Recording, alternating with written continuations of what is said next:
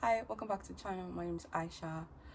If you're new here, hit the subscribe button. We talk about books and I do vlogs sometimes and I rant about stuff.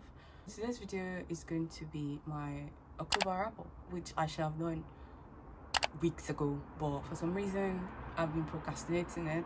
And anyway, so October was Black History Month. I recommended some books by Black British authors. I'm going to link it in the video. And so this wrap-up is going to be like a follow-up to that video. So I am recommending some books by Black British authors because I actually enjoyed many of these books I read in October. So the first book that I read in October is Don't Touch My Hair by Emma Dabiri. I had like a 30 minutes long video like reviewing that book. I'll link it. It's a very good book. I give it 5 stars. Probably my favorite non-fiction for the year.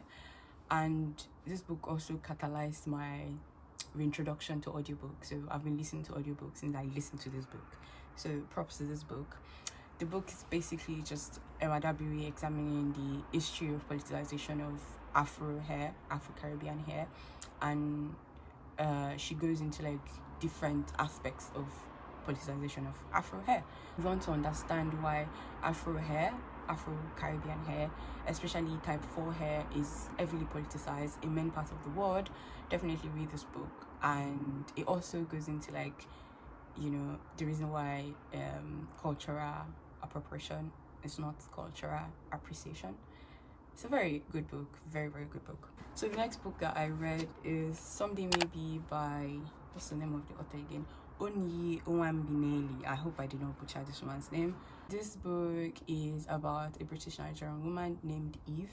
She found her husband having committed suicide, and this book is basically, you know, the story of her going through grief and the self-resilience with which she goes through it, how she goes through the different stages of grief.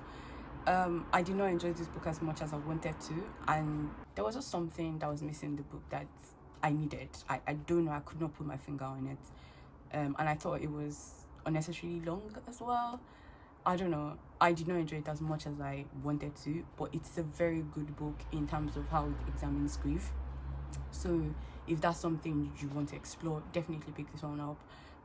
The character Eve, she's also very witty, so it's a nice contrast. Like, it balances out the heaviness of the topic, which is grief. There's an added layer of like questioning that comes with grieving somebody that has committed suicide, because they didn't just die, or they died by suicide. That's probably a better way to put it. But yeah, so this I read, you would likely enjoy it if these are things that you like. It's slow paced in a way. Maybe that's one of the reasons I did not enjoy it as much. But yeah, it's a bit slow paced, but Eve is very witty. She's whimsical, and I like that. I would definitely look forward to reading other books by this author, because this is their debut novel. But yeah, I give it 3.5 stars. The next book that I read is this poetry collection called XOxO by J. Bernard. This is also written by a Black British author, and it's a debut that explores the New Cross massacre of 1981 that killed 13 young Black British people, and the Grenfell Tower fire in 2017. That was in 2017. I remember when I was hearing about the Grenfell Tower fire because I was in Nigeria, I was surprised. Like, can something like this happen in a developed country? Like, how did something like this happen in a developed country? And when I came to Britain in 2020, that was like one of the tragedies I plunged into. It was admittedly traumatic for me to have gone deep into that on my first time in Britain, but I just wanted to understand. I really like that I got to know more about some of the victims of those events, so the New Cross fire and Grenfell Tower, because the author writes some of his poems from the perspective of, you know, some of the victims and their families. And I would highly recommend you listen to this book in the audiobook format, because there were some of the poems titled songbooks that Bernard performed in like a kind of reggae form, so I really appreciated that. I give this book 4 stars because, you know, I enjoyed it. The next book that I read is Tomorrow I Become a Woman by Iwanose Odafe. I hope I do not butcher this man's name. I am sorry, sis. But yeah, this book is set in Nigeria, post-colonial Nigeria, so from 1978 up until, you know, recent times, and it explores the lives of 3 generations of women and the way that they interact with patriarchy and misogyny, and, you know, the way the society treats women and women's rights. It's a very fast-paced book. Like, this book was very fast-paced, and I really enjoy that, because the things that the book explore would want you would want to tear your hair out. Like, the kind of anger that this book evokes from people would definitely want you to tear your hair out. I was watching one of the book chats that the author did at Aki Festival. She did it yesterday, actually, when I was filming this video, and she was saying that the reason why she made sure that she did that is so that she can hold a mirror to society. Like, when you're reading it, you would think, this should not be happening, but it is happening to some women in this 2022. It's still happening.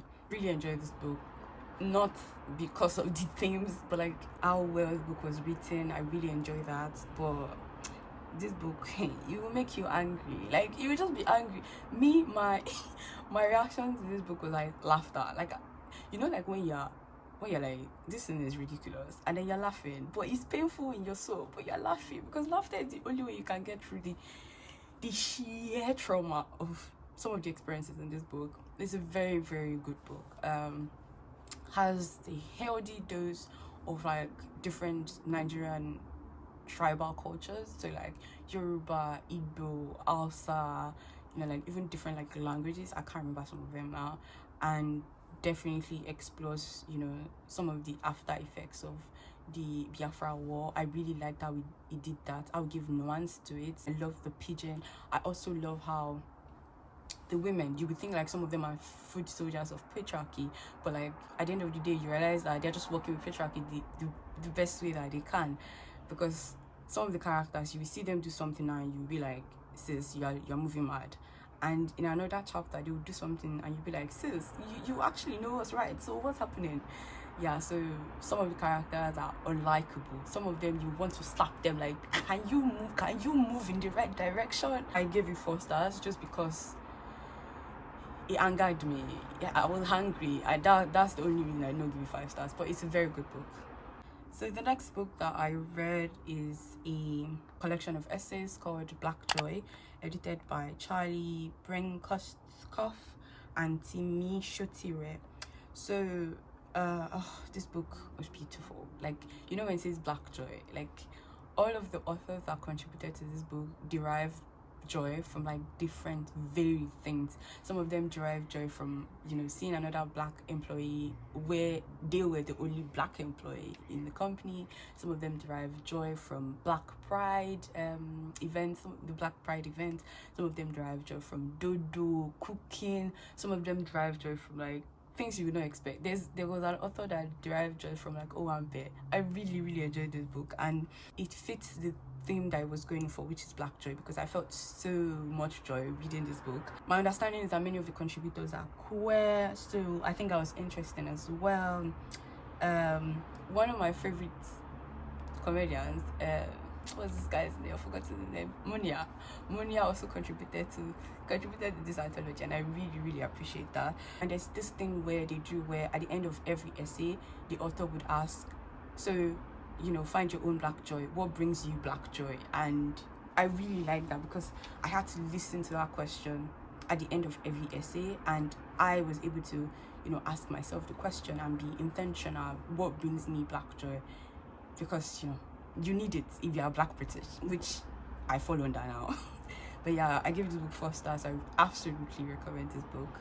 Next book that I read is The First Woman by Jennifer Nansubuga Makumbi. Oh god, I give this book 5 stars. After finishing this book, I realized that all of the books by Makumbi that I've read, I've given all of them 5 stars.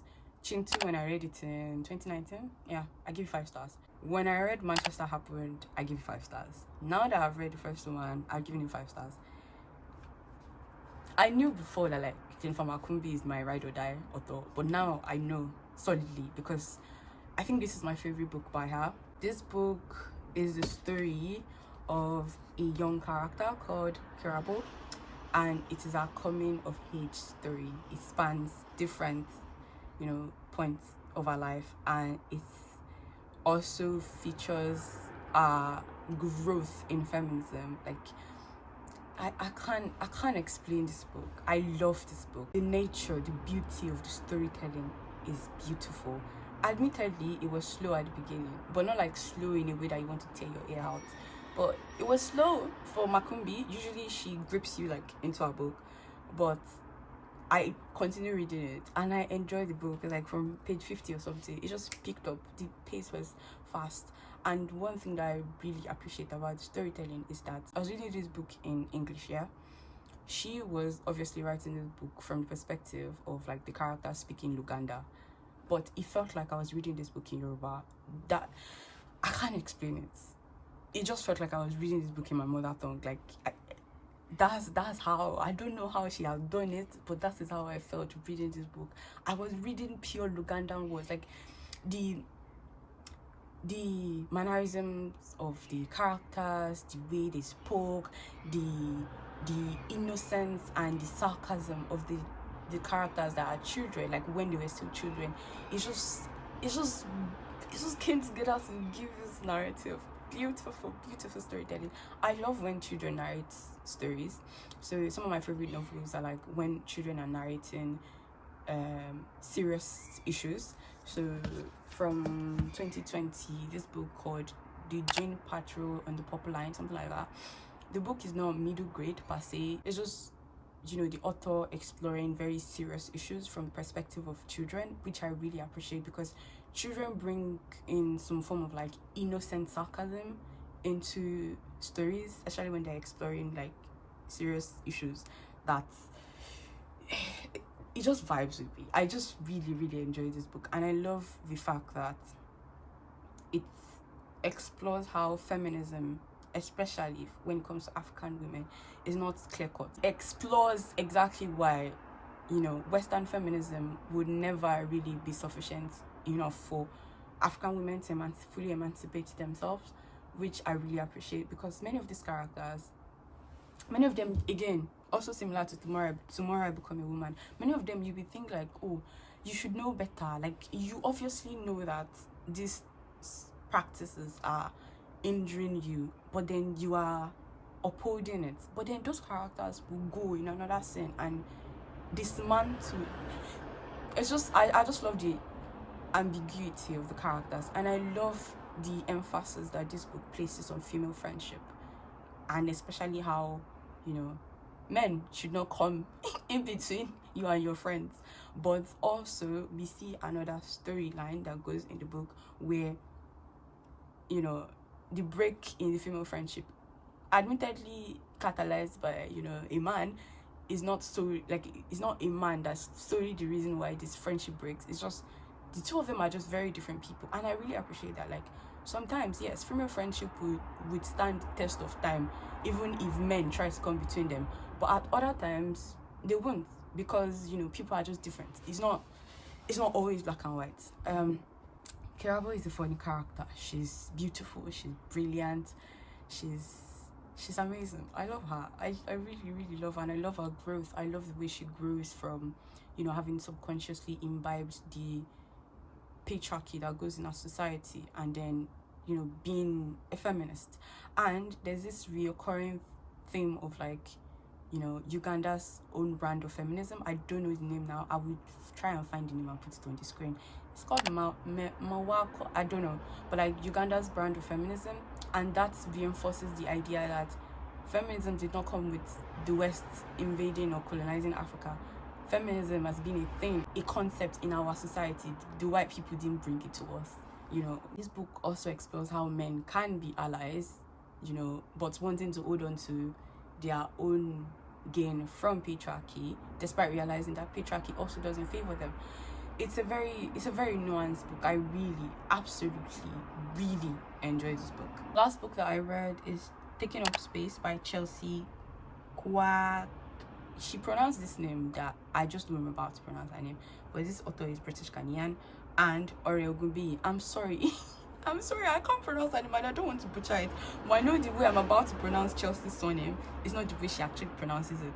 It's a non-fiction that explores the problems of diversity in British society, specifically looking at it from the perspective of like Black British students in prestigious universities like Oxford and Cambridge. They call them something like Oxbridge or something.